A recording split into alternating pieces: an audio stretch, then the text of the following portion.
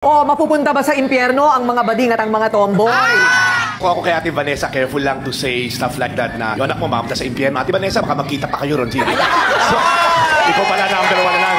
Para to answer this correctly, not pertaining to a particular gender o ano, ang clear po sa Bible, paano ba mapunta sa impyerno? Ang sabi po doon, for the wages of sin is death. Ang kabayaran ng kasalanan ay kamatayan. The word pong ginamit dito, I studied a little bit of Greek, nekros, eternal death.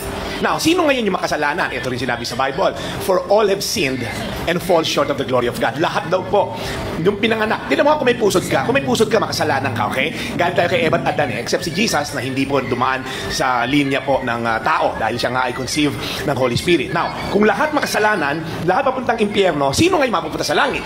That's a good question. Now, ang marami Pilipino gumagawa ng kabutihan kasi inisip nila, do good works, you're gonna go to heaven.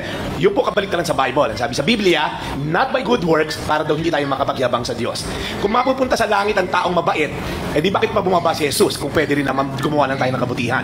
Kung ganun po ang labanan, dapat pinadala niya accountant, hindi savior, para bilangin ilan na good works mo. Pero very clear kay Jesus, I am the way, the truth, and the life. No one will go to the Father in heaven except through me, sabi ni Jesus. So yung tanong mo, Ate Coring, mapupunta ba sa impyerno yung anak ni Ate Dalisay? Hindi ko alam.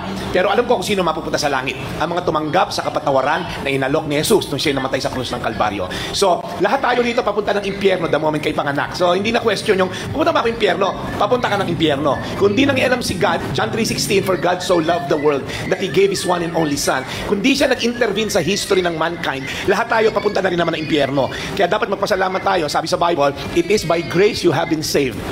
It's only by grace kaya ka mapupunta sa langit if you believe in your heart that Jesus Christ died for you. So, to answer your question din naman, Donita, mapupunta ka sa langit. Kung mag-usap tayo mamaya, tatanggapin mo si Kristo bilang iyong tagapagligtas. Amen?